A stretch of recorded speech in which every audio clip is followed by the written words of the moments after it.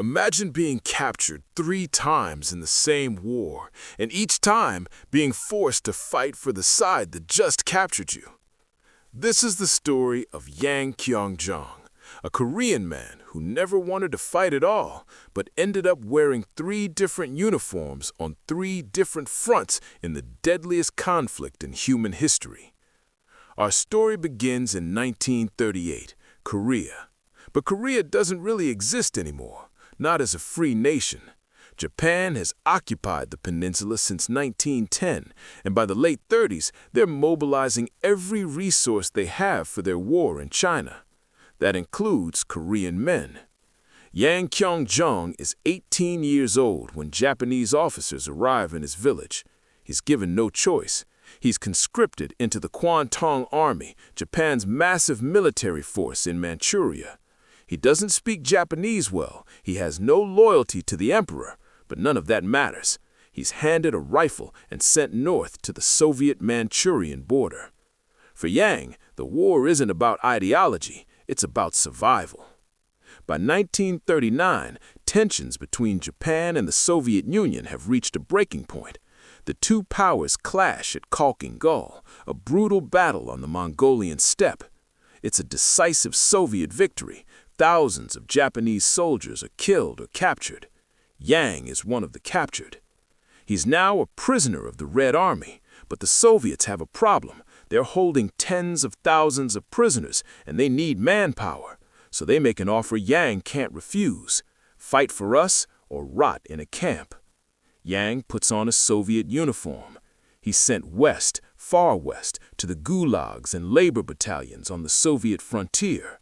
For the next few years, Yang survives in the frozen eastern edges of the USSR. He's no longer officially a prisoner, but he's not free either. He's a conscripted laborer in the Red Army, doing whatever work keeps him alive. Then, in June 1941, everything changes. Germany invades the Soviet Union. Operation Barbarossa. 3 million German soldiers pour across the border in the largest invasion in history. The Red Army is caught off guard. Entire divisions are encircled and destroyed. The Soviets throw everything they have at the front lines, including Yang Kyung-jong. He's handed another rifle. This time, he's sent to fight the Germans. He doesn't speak Russian. He barely understands the orders being shouted at him. But he's pushed into the chaos anyway. One more body in a retreating army that's losing thousands of men every single day. The Eastern Front is hell. It's a war of annihilation, no quarter, no mercy. In the summer of 1942, Yang's unit is overrun somewhere in Eastern Europe. Most of his comrades are killed. The survivors are captured. Yang is now a prisoner of the Germans. For the 3rd time in 4 years, he's been captured. For the 3rd time, he's forced to make the same choice: fight or die. The Germans are desperate too.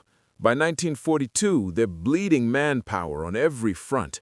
They need soldiers, so they recruit from their prisoners: Soviets, Poles, Ukrainians, anyone who'll hold a rifle. They call them Ostlegionen, Eastern Legions. Yang puts on a German uniform.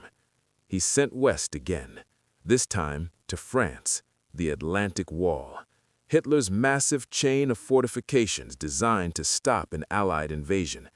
Thousands of conscripted soldiers from the East are stationed there. Most of them don't want to be there any more than Yang does. They're given the worst positions, the most exposed bunkers. They're cannon fodder. Yang spends the next 2 years on the French coast, waiting, watching the ocean, knowing that one day someone is going to come across that water, and when they do, he'll be expected to fight again. June 6, 1944, D-Day.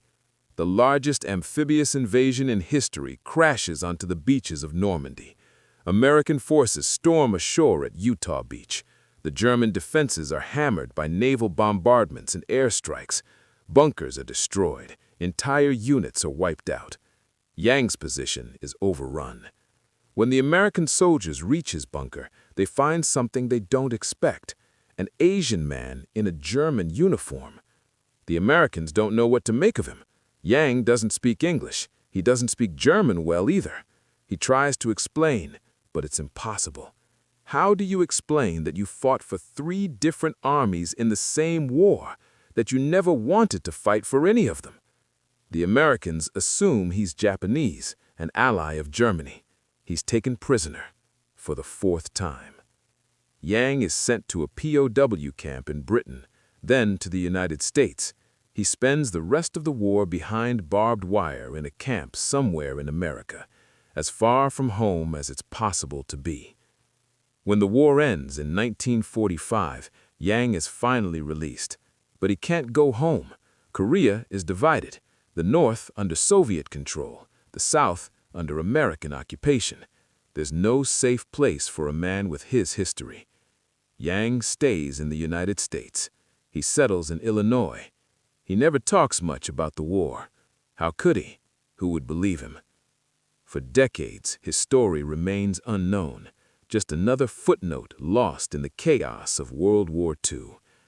It's only years later, when historians examining photographs from D-Day notice an Asian face among German prisoners, that people begin asking questions.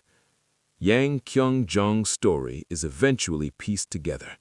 A Korean man who fought for Japan, the Soviet Union, and Germany, not because he believed in any of them, but because he had no choice.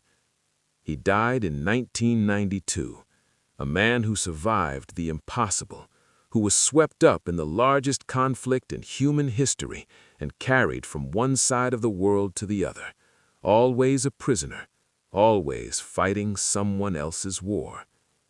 His story reminds us that war isn't just about nations and flags and grand strategies.